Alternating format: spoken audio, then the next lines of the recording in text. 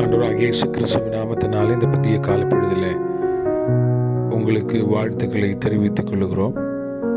நீதிமொழியுடைய புத்தகம் 28வது அதிகாரம் 25ஆம் வசனம் இவ்விதமாய் சொல்லுகிறது: பெருநெஞ்சன் வழக்கை கொழுவுகிறான், கர்த்தரை நம்புகிறவனோ செழிப்பான்.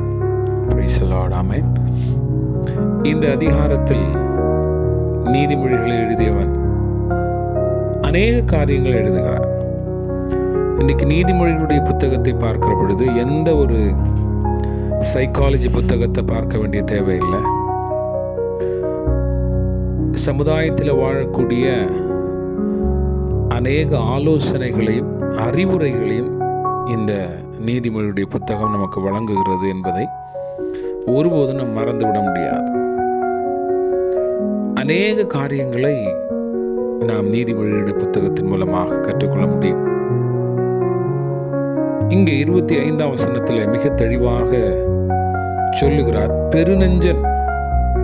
ஆங்கிலத்தில் வாசிக்கிற பொழுது பெருமையானவன் இல்லை என்று சொன்னால் பேராசை உள்ளவன், பெருமையுள்ளவன் அல்லது பேராசை உள்ளவன்.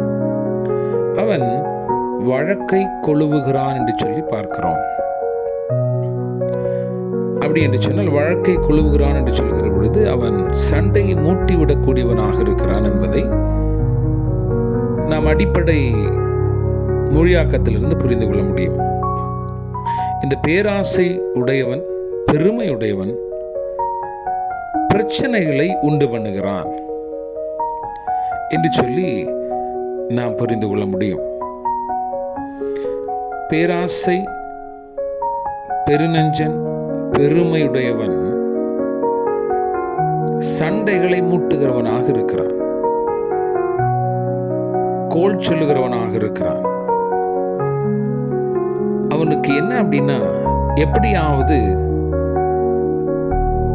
தன்னுடைய பெருமையை வெளிக்கொண்டு வர வேண்டும், தன்னுடைய பேராசை எப்படியாவது நிறைவேற்றப்பட்டு விட வேண்டும் என்பதற்காக பல வழிகளிலே அவன் என்ன செய்கிறான் என்று சொல்லி வசனம் சொல்லுகிறது. வழக்கை கொழுவுகிறான் அப்படி என்று சொன்னால் சண்டையை அவன் மூட்ட பார்க்கிறான், பிரச்சனைகளை உண்டு பண்ண பார்க்கிறான். எதற்காக என்று சொன்னால் தன்னுடைய பேராசை நிறைவேற வேண்டும் என்பதற்காக, பெருமை வெளிப்பட வேண்டும் என்பதற்காக. இன்னைக்கு நிறைய பேரை பார்க்கிற பொழுது அவங்க தான் நிற்பதற்காக, தன்னுடைய ஸ்டாண்ட், தன்னுடைய ஆசை நிறைவேறுவதற்காக, தன்னுடைய பெருமையை காண்பிப்பதற்காக யார்கிட்ட வேணாலும் யாரை குறித்தும் சண்டையை மூட்டுவாங்க. அவங்களுடைய வேலையை தான் வழக்கை கொழுவுகிறான், மூட்டுகிறது. அவனை பற்றி இங்கே, இவனை பற்றி இங்கே, தான் மட்டும் நல்லா இருக்கணும், மற்றவர்கள் யாரும் நல்லா இருந்துடக்கூடாது. தன்னுடைய பெருமை மாத்திரம் வெளியே காண்பித்து கொண்டிருக்க வேண்டும் என்று சொல்லி பார்க்கிறவன். அவன் முழுவதுமாக அவனுடைய வேலை சண்டையை ஏற்படுத்துகிறது. ஆனால் இங்கே அடுத்த வசனம் அழகாக சொல்லுகிறது, கர்த்தரை நம்புகிறவனோ செழிப்பான். நிறைய இடத்துல இந்த ஒரு வார்த்தையை தான் நிறைய இடங்களில் நம்ம பார்க்குறோம், வசனமாக பார்க்குறோம், கர்த்தரை நம்புகிறவனோ செழிப்பான். ஆனால் அதுக்கு முந்தின ஒரே வசனத்தில் உள்ள முந்தின லைனை நிறைய இடத்துல பார்ப்பதில்லை. ஏன் இந்த பெருநெஞ்சுள்ளவன் என்று சொல்லி பார்த்தோம், கர்த்தரை நம்புகிற பெருநெஞ்சின் வழக்கை கொழுவுகிறான், கர்த்தரை அப்படி என்று சொன்னால் இந்த ரெண்டு காரியத்திற்கும் சம்பந்தம் இருக்கிறது. இந்த பெருநெஞ்சன், பேராசை உள்ளவன், பெருமை உள்ளவன் எப்படியாவது செழித்திர வேண்டும் என்று சொல்லி, எப்படியாவது தான் மாத்திரம் பெரிய ஆளாக வேண்டும், தான் மாத்திரம் பெரிய நிலையில் வர வேண்டும், தான் மாத்திரம் நினைக்கிற பொருட்களை பெற்றுக்கொள்ள வேண்டும் என்கிற ஆசை மற்றவனை கீழே தள்ளும்படியாக அவனை உந்துகிறது. அதற்காக அவன் எதையும் செய்ய துணிகிறான். எதற்காக? அவன் செழிக்க வேண்டும் என்பதற்காக. ஆனால் அது அவனுக்கு கை கொடுப்பதில்லை. அதனால தான் அடுத்த வசனம் சொல்லுகிறது, கர்த்தரை நம்புகிறவனோ செழிப்பான். எவன் ஒருவன் கர்த்தரை நம்புகிறானோ அவன் செழிக்கக்கூடியவனாக இருக்கிறான். பேராசை உள்ளவன் அல்ல, பெருமை உள்ளவன் அல்ல, தன்னுடைய பேராசை நிறைவேற வேண்டும் என்பதற்காக பிரச்சனைகளை, சூதுவாதுகளை சொல்லி கோல் மூட்டுகிறவன் அல்ல, செழிக்கிறவன் கர்த்தரை நம்புகிறவனோ என்று சொல்லி அடுத்த லைன்ல அவனமாய் வாசிக்கிறோம். ஆண்டவருடைய பிள்ளைகளை, இன்றைக்கு இந்த காலை பொழுதில் உணர்ந்து கொள்ள வேண்டிய ஒரு விஷயம் என்று சொன்னால், அப்படி ஒருவேளை நிறைய பேரை நம்ம பார்க்கக்கூடிய நிலையில் இருந்தாலும் அவர்கள் ஒரு நாளும் என்ன செய்வதில்லை, அவருடைய பேராசைகள் நிறைவேறப் போவதில்லை, அவர்கள் செழிக்கப் போவதில்லை. ஏன் அப்படின்னா வசனம் என்ன சொல்லுகிறது? கர்த்தரை நம்புகிறவன் செழிப்பான். He will be prosper. ஆமென்.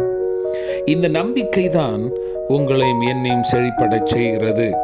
நம்முடைய ஆசையோ நம்முடைய பெருமையோ அல்ல. ஆமென். ஆகவே இந்த காலை பொழுதில் கர்த்தாவே, நான் உம்மை நம்புகிறேன். ஆமென். நான் ஆசீர்வதிக்கப்படுவதற்கு வேற எந்த வழியும் நான் ஆசைப்படுவதில்லை. உங்களை மட்டும் நான் நம்புகிறேன். உங்களை நம்புகிற பொழுது நான் செழிக்கிறவனாய் காணப்படுவேன். என் குடும்பம் செழிக்கிறதாய் இருக்கும். I will be prosper, O Lord. அப்படி என்று சொல்லி தேவ சமூகத்தில் நாம் ஜெபிக்க கடமைப்பட்டிருக்கிறோம். ஆம் தேவனுடைய பிள்ளைகளே, கர்த்தரை நம்புகிற பொழுது வெளிப்படையாய் பார்க்கிற அழிந்து போகக்கூடிய காரியங்களினால வருகிற செழிப்பல்ல, ஆவிக்குரிய செழிப்பையும் ஆவிக்குரிய ஆசீர்வாதத்தையும் கர்த்தர் கொடுக்கவும், அதோடு இந்த உலகத்தில் நாம் வாழ்வதற்கேற்ற ஆசீர்வாதங்களை கொடுக்க கர்த்தர் போதுமானவராக இருக்கிறார். செழிப்பு என்பது நம்முடைய ஆவியில், நம்முடைய தனிப்பட்ட வாழ்க்கையில் நிறைவாய், சுகமாய், சமாதானமாய், சந்தோஷமாய் கர்த்தர் நமக்கு வேண்டியவைகளை கொடுத்து இருப்பதே ஒரு பெரிய செழிப்பாக இருக்கிறது. ஆகவே கர்த்தரை நம்புகிற பொழுது அந்த செழிப்பை நிச்சயமாய் கர்த்தர் உங்களுடைய வாழ்வில் கட்டளையிடுவார். ஆகவே இந்த நாளில் கர்த்தாவே, நான் உம்மை நம்புகிறேன்.